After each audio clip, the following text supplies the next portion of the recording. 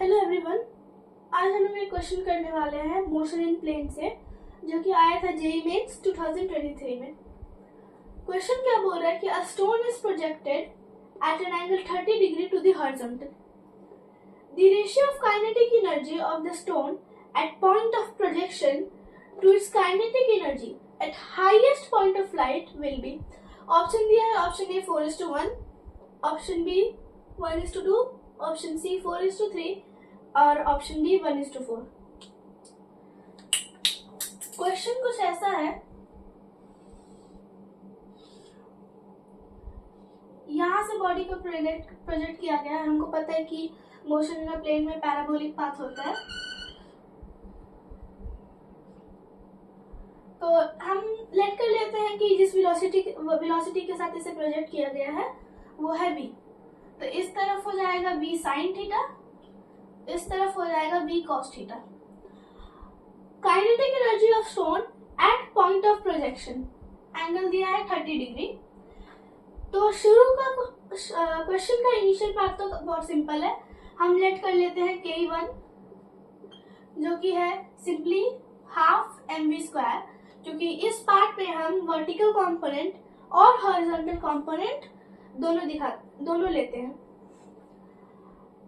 लेकिन अब जब आता है क्वेश्चन का latter part, kinetic energy at highest point of light. Highest point of light पे हम सबको पता है कि जो वर्टिकल वेलोसिटी होता है वो 0 हो जाता है, तो हम वेलोसिटी का वर्टिकल कंपोनेंट नहीं लेते, सिर्फ हॉरिजॉन्टल कंपोनेंट लेते हैं। तो ये हमारे पास हो जाता है v cos थीटा, और v cos थीटा है हमारे पास v cos थीटा, यानी थीटा दिया है 30 डिग्री, तो v cos 30 डिग्री मतलब √3v/2। तो यानी कि हाईएस्ट पॉइंट ऑफ लाइट पे बॉडी का वेलोसिटी होता है √3v/2। तो k2 यानी हाफ m, √3/2 का स्क्वायर करते हैं तो 3/4 इंटू v², यानी 3/8 mv²।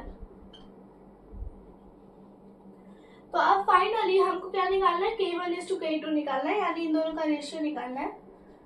तो वो हमारे पास आ जाता है k1:k2, यानी हाफ mv², और k2 हुआ 3/8 mv², जिसको अगर हम इसे सिंपली लिखे तो हो जाएगा हाफ इंटू 3/4 mv²। हाफ काट देते हैं, mv² कट गया, तो हमारे पास सिंपली बचा 1:3/4, और 1:3/4 को 4 को इधर क्रॉस मल्टीप्लाई कर लेते हैं, 4:3। तो यानी हमारे पास आया k1:k2 = 4:3, जो कि है हमारा ऑप्शन सी। तो इस क्वेश्चन का आंसर है सी 4:3।